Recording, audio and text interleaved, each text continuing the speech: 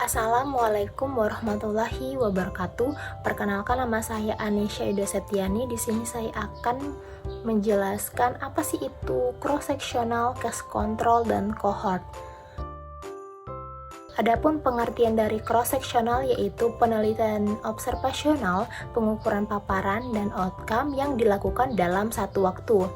Untuk case control yaitu suatu desain penelitian observasional yang meneliti hubungan kausalitas paparan dan outcome secara retrospektif atau melihat ke belakang dari penyakit kemungkinan penyebabnya. Untuk cohort sendiri yaitu sekelompok orang yang memiliki karakteristik atau pengalaman yang sama dalam suatu periode tertentu. Untuk pemilihan subjek yang pertama yaitu cross-sectional, ada kriteria inklusi atau sampel yang diinginkan peneliti berdasarkan tujuan penelitian. Kemudian kriteria eksklusi yaitu kriteria khusus yang menyebabkan calon responden yang memenuhi kriteria inklusi harus dikeluarkan dari kelompok penelitian. Yang kedua yaitu case control, ada kasus dan kontrol. Yang ketiga yaitu cohort, ada yang terpapar dan tidak terpapar. Untuk kelebihannya sendiri, untuk cross-sectional yaitu relatif lebih singkat, murah, bermanfaat untuk perencanaan kesmas, monitor, dan evaluasi, kemudian dapat dilakukan untuk studi pendahuluan. Untuk case control yaitu relatif singkat, murah, tepat untuk kasus jarang, kemudian memiliki periode laten lama, dan dapat meneliti satu kasus dengan faktor resiko. Untuk cohortnya sendiri yaitu subjek dapat dimatet, standarisasi, outcome atau kriteria memungkinkan untuk dilakukan, kemudian lebih mudah dan murah dibandingkan RCT. Untuk kelemahannya sendiri yaitu cross-sectional. Yang pertama itu sulit untuk menentukan hubungan kausalitas dan kemungkinan bias. Nah, untuk case controlnya sendiri yaitu tidak diketahuinya variabel dikarenakan keterbatasan variabel yang tidak ikut dikarenakan waktu.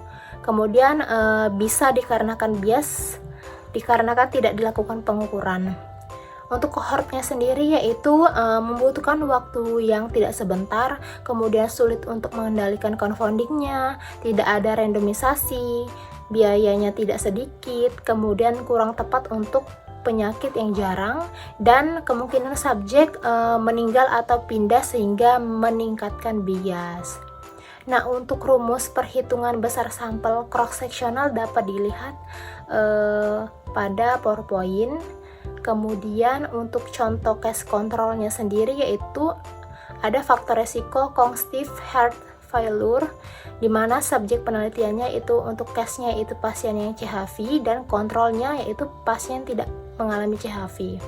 Untuk faktor resikonya yaitu kebiasaan merokok, kemudian obesitas, hipertensi, riwayat keluarga, dan lain-lainnya. Nah, untuk desain kasus kontrolnya sendiri rumusnya yaitu A dibagi C dibagi lagi dengan B atau D, atau AD dibagi dengan BC. Dapat dilihat dalam tabel 2x2 yang ada di PowerPoint. Kemudian untuk contoh kasus cohortnya sendiri di mana rumusnya yaitu insiden terpapar A dibagi A ditambah B dibagi lagi dengan insiden yang tidak terpapar C dibagi C ditambah D. Baik, mungkin itu saja yang dapat saya sampaikan. Wabillahi taufiq wal hidayah. Wassalamualaikum warahmatullahi wabarakatuh.